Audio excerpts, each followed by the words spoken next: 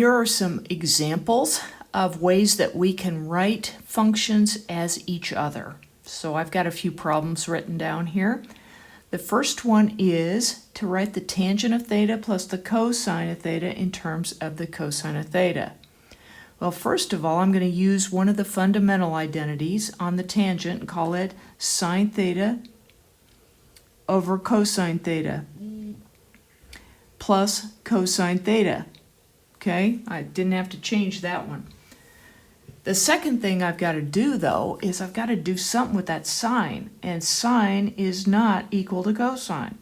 In fact, the only thing we know about sine is that sine squared of theta plus cosine squared of theta equals 1. Now, don't start making up algebra rules because we can't, but we could write the sine squared of theta as this. We could write it as the sine squared of theta equals 1 minus the cosine squared of theta, because that we just subtracted over. Then we can take the square root. So we can take the square root of this, and we can take the square root of this. Now officially, algebraically, we have to do plus or minus, so that's fine. But now we get the sine of theta equals either plus or minus the square root of 1 minus the cosine squared of theta. So now I can rewrite it in terms of cosine. I know it's got radicals and all kinds of stuff, but the only function in it is cosine. So this now is going to be written, instead of sine, I write plus or minus the square root of 1 minus the cosine squared of theta, and no, that does not simplify. I wish I could make up algebra rules, but I can't. It's divided by the cosine of theta, and then I add plus cosine of theta.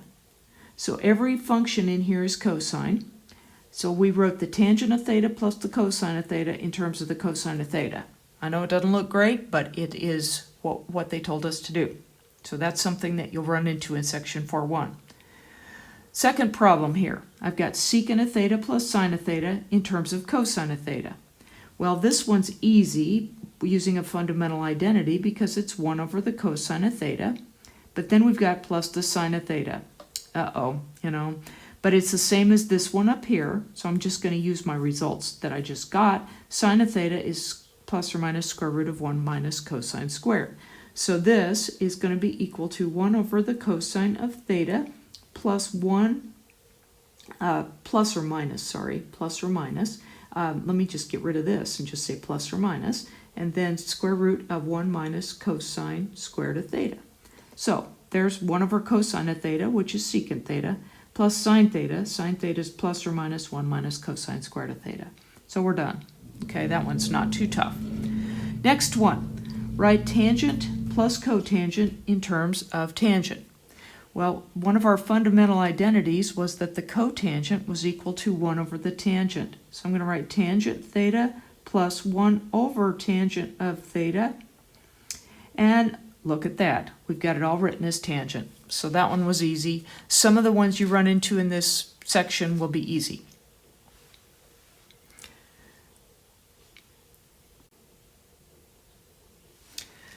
The next thing we're going to talk about is section 4.2. 4.2 has to do with what are called identities or proving identities. Now I get a little bent out of shape about the idea of proving because this is like taking geometry in high school or something where you have to prove it, saying the theorem here and all this kind of stuff. No, you don't exactly. You use the stuff from the previous section, the fundamental identities, the ones that have to do with Pythagorean theorem, the reciprocals, those kinds of things. Now, here is the basic plan. You and I need to choose the more difficult side of the equation that we're given. So we're going to be given an equation. We're not going to solve that equation, but we're going to be given an equation, and we need to, first of all, choose the more difficult side.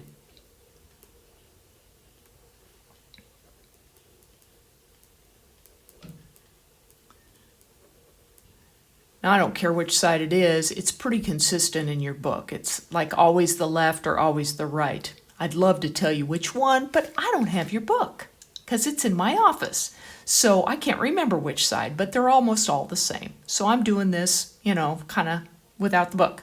Anyway, so choose the more difficult side. Then, most of the time when we start, we need to turn everything into sines and cosines. So turn all functions into sines and cosines. So all functions into sines and cosines. Then we need to simplify. Now I need to tell you that if we're working on one side, we need to keep an eye on the other side of the equation because that's what we want it to look like. Always keep your eye on your goal. You're going to graduate from college. That's a goal. Keep your eye on it, that type of thing. So we're going to keep our eyes on the goal. Okay, so those are the plans. Simplify, make the difficult side look like the other side.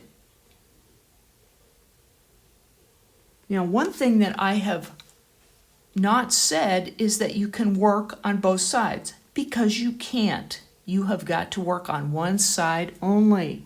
So work on one side. We do not have the privilege of adding to both sides or anything like that. Not an option. We can work on one side and that's it. So that's our option. That's where we're going. So before we get started, let me show you a simplification. So an example of simplifying.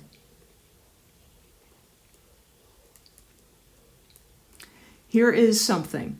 We've got sine of theta times cosine of theta times secant of theta times cosecant of theta.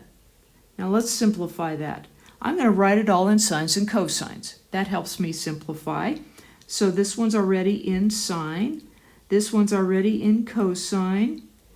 Secant is 1 over cosine, and cosine is 1 over sine.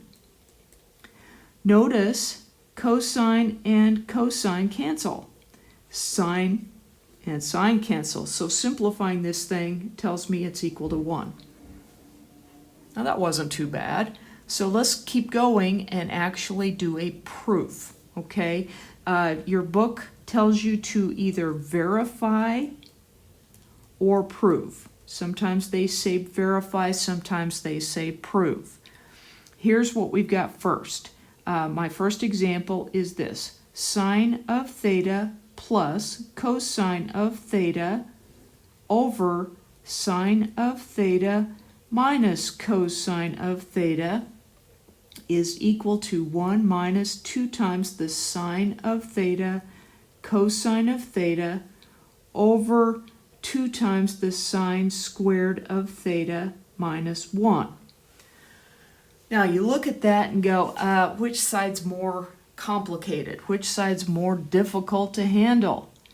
Well, actually, I would probably choose the left-hand side because it kind of looks a little bit more difficult. I don't know, maybe not, but that's what I'm going to choose. So I'm going to choose this side. So let's do that side. Now here's what we're going to do. We are going to try to work it out so that we can make it look like this side. So we're going to play with the left-hand side until we can make it look like the right-hand side. Now, I know that that is not all that exciting, and I chose one that's a little bit tough to start with, but here's what we're going to do. Notice that this side has squares, has a square in sine. This one doesn't. So in order to get a square in the sine function, I'm going to have to multiply it by something. And my favorite thing, and hopefully yours too, is the fact that the sine squared plus the cosine squared equals 1. So I'm going to kind of go that direction. Now that's not what's going to exactly happen yet, but we'll get there, okay? The other thing is that a lot of times when we've got a subtraction or an addition in the denominator, we do what's called multiplying by the conjugate. So we're going to multiply the numerator and denominator by what's called the conjugate. I can't even spell. Conjugate. And that is exactly the same stuff as this, except with the symbol in the middle changed. It's a minus right now. It's going to be a plus. So here's what we're going to do. We're going to take sine theta plus cosine theta. Now that's a whole package, so I'm putting a parenthesis around it, set of parentheses. And then we're going to take sine theta minus cosine theta. And I'm going to multiply by the conjugate. So sine theta plus cosine theta over sine theta plus cosine theta. Now what I have done is I've multiplied by 1. It's kind of sneaky. It's not the way 1 normally looks, but we multiplied by 1. So it's equal to the same thing it was before. Well, these are all in packages, and you and I have algebra rules, so let's multiply it out. Sine times sine is sine squared of theta. Sine times cosine is sine theta cosine theta. Cosine times sine is cosine theta sine theta.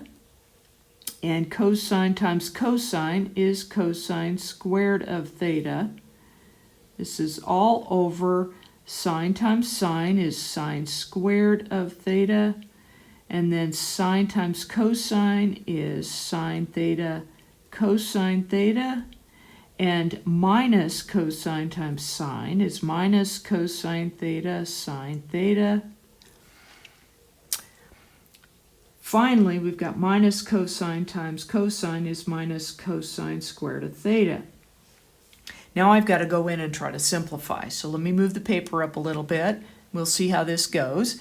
All right, so we've got sine squared of theta plus cosine squared of theta. Ooh, that's good. That's equal to 1.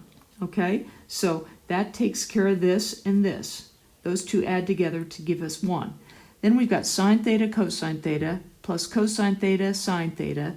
That's the same thing twice, so it's 2 times the sine of theta cosine of theta. Okay, then we've got this one. We've got sine squared of theta minus cosine squared of theta. I don't have anything for that. I don't know what it is, so I can't do anything with that. Next thing is I've got sine theta cosine theta minus cosine theta sine theta. Those are the same thing. So here's what we've got. We've got sine squared of theta minus cosine squared of theta. Okay?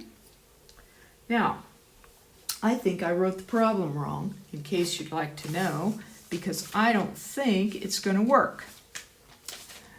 Let's check this thing out. Notice this has a plus, that has a minus. I've got a problem, okay?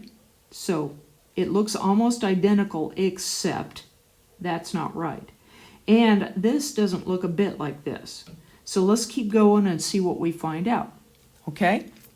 I'm going to work on this one, and it looks like this one right here is written in sines only. So let's write this in sines, okay? So we've got this is equal to 1 plus 2 times the sine of theta, cosine of theta, and it's over the sine squared of theta minus. Now cosine squared of theta. We know that sine squared plus cosine squared. So over here, we're going to think over here. So think. Okay, that sine squared of theta plus cosine squared of theta equals 1. So cosine squared of theta is equal to 1 minus the sine squared of theta.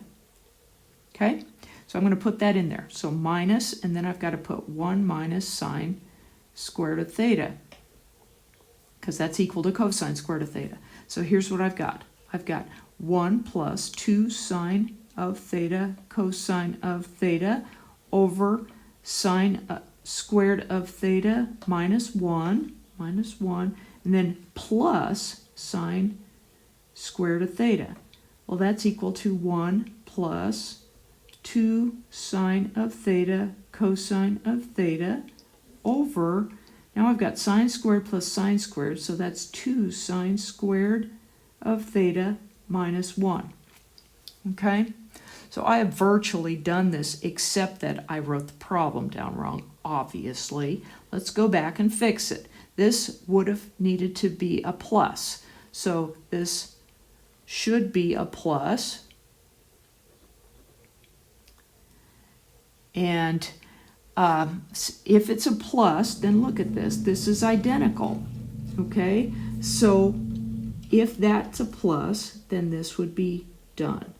Now, that is proving an identity. What we did was we took an equation, and it should have been with a plus, and we rewrote it using things that we know. Now, this is a little bit of a trick that you have to use sometimes, but we multiplied the numerator and denominator by the conjugate of the denominator.